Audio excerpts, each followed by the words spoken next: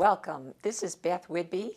I'm a registered nurse. I'm here to speak with you today about a topic that concerns all of us. It's medication management. I put together meds I take for my mother, and I'll tell you the story about that. My mother was an 88-year-old lady. In 1999, when she was 88, she was taking over 17 different medications. At that time, she called me. I was living in Arizona and she was living in Spokane.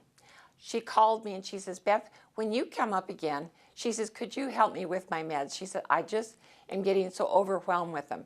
She took her 17 medications 4 times a day.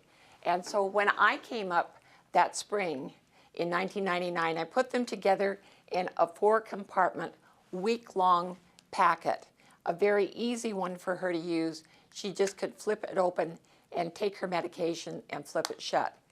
And so I made these up. I had 6 of these, and I would make them up for 6 weeks for her. And then I'd come back up and I'd make them up for the next 6 weeks to get her started on managing her meds when they were so many for her to take. From these medications, she was able then to take a good look at what she was taking by what I made up for her along with that. I made this list for her.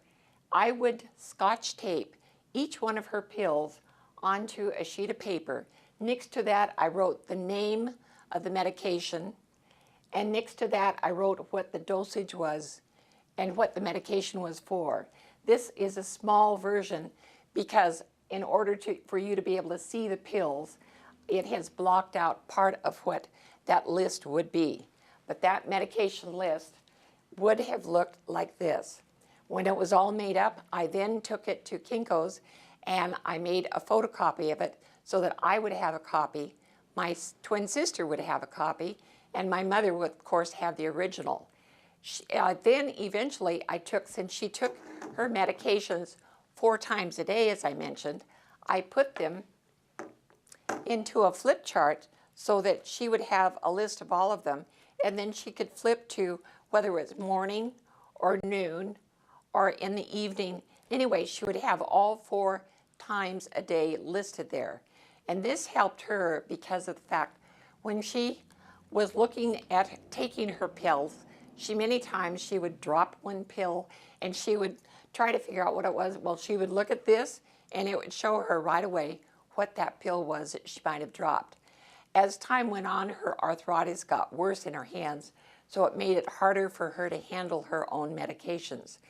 At that time, she moved to a senior care facility where her meds were handed to her, but she still had her chart with her.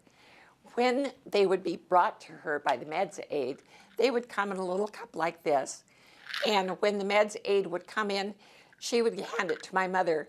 My mother would look at it, and then she would say, no, those aren't mine. Those have to be someone else. These are the ones I'm taking right now. So the med aide would say, oh, I'm sorry, Mrs. Harden. Yeah, they are not yours. So then she would bring in another unit of her meds in a Dixie cup, and my mother would look at them again with her, oh, yeah, those are mine, and then she would take them. So Mother was very astute about taking them. She was a bright lady, even though she was by then 89, but she also played bridge all the time and she read a lot, so she kept her mind bright. So anyway, she really was on top of it, knowing what she could take with this flip chart.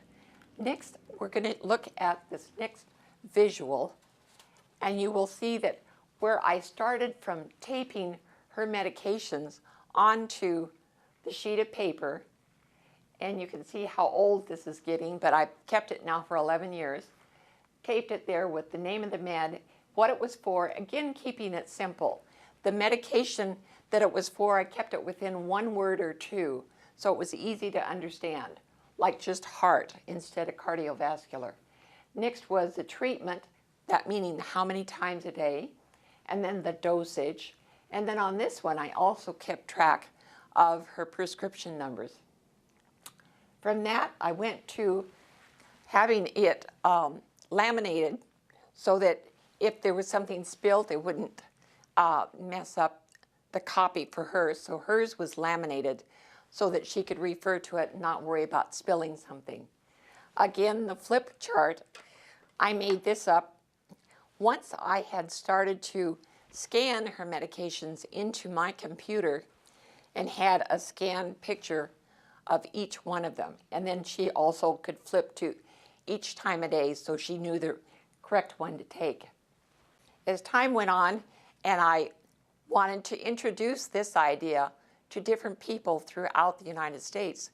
At this time in Arizona, I had formed my own company, Health Unlimited Inc., and I had copywritten this process of making up these medication sheets and charts. And I had done this in the hopes that I could introduce it into the hospital there where I was working. I spoke with the medical director and he said, we don't have the kind of money that is needed in order to put together this kind of a programming into the computers. You'd need to talk to a pharmaceutical company. So I spoke to a couple of pharmaceutical companies. They reviewed it and got back to me and said, it's a great idea, but it's not of any profitability to us.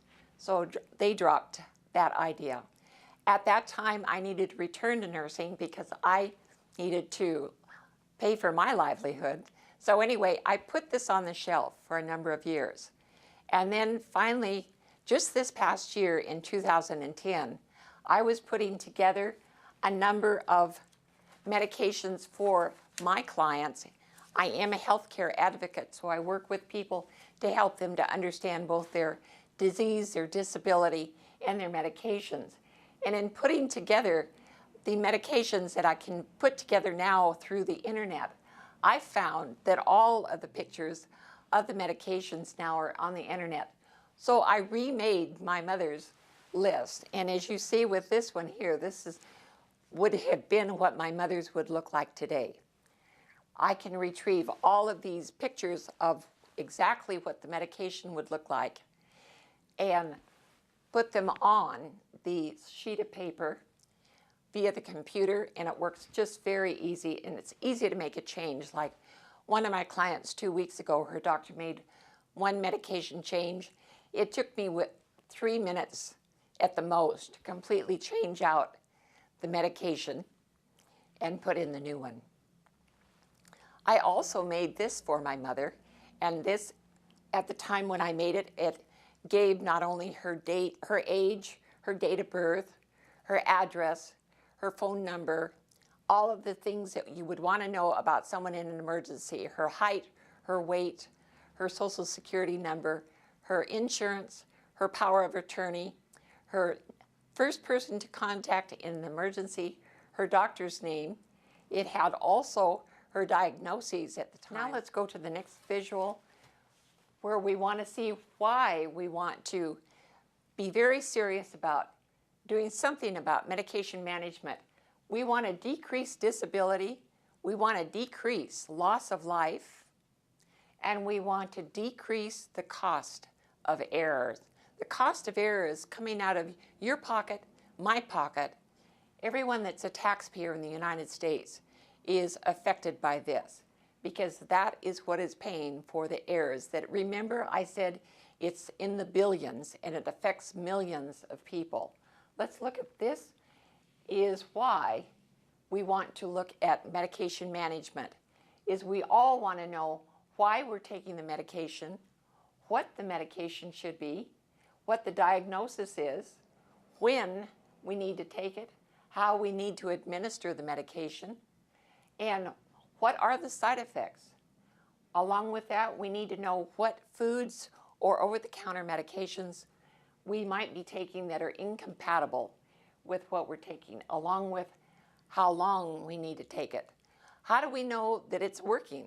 We need to ask our doctor what we need to see in order to know it's working.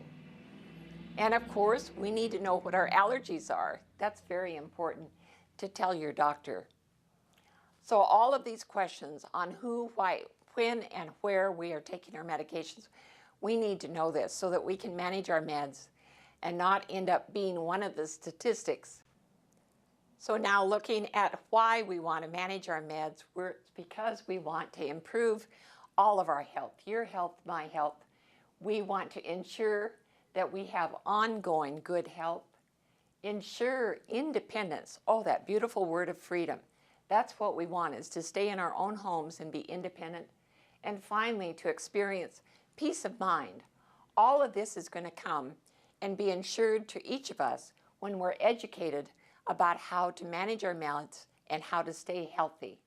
My mother used this once when she was picked up by paramedics, and they found it vital information for her, especially the inside information that told about what her next of kin were, what her power of attorney was. It had her insurance. It had all the key information they needed, the doctor's name and phone number. It also had her diagnoses that she'd had for quite some time, and it had her allergies, and it also had what her medical needs were. This was very important. They asked, when they got to the hospital, the nurse asked if they could Xerox a copy of this. And I happened to be there with her at that time. I said, certainly you may. And the other thing that they found out was she was taken in at that time from what they thought was complete heart failure, and they didn't think she had long to live. They found instead what had happened was that her doctor had changed her medication, her Lasix, and he had changed the dosage. And at the nursing home where she was staying, they had continued to give her not only the old dosage of Lasix, but they gave her the new one. Why? And that was because the pharmacy continued to send over the old dosage along with a new dosage.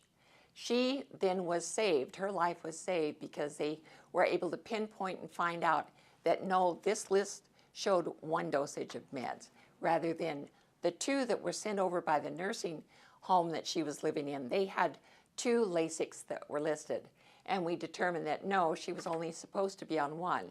So what was happening was her potassium was completely being drained out of her system, and she was also hypovolemic. So she was losing all her fluid volume. With a couple of days of being on IVs to get her fluid back up and getting her medication corrected, she then was in wonderful shape. She went home 3 days later and felt great. My mother ended up not being a statistic of medication error. She ended up living until she was the week of her 90th birthday. She turned and looked up at the nursing aide, and she said, "Oh, remember today's my hair day?" The nurse aide looked down, and my mother was gone. Very peacefully, she went very quickly from heart failure, but not from being an error of medication. You can find out more information about medication management from Aging and Adult Care of Central Washington, located at 50 Simon Street Southeast, East Wenatchee. Phone number is 509-886-0700, and our website is www.aaccw.org. Thank you for listening. This is an important subject. Please tell others about it. You can contact us anytime for more information. Thank you, and have a great day.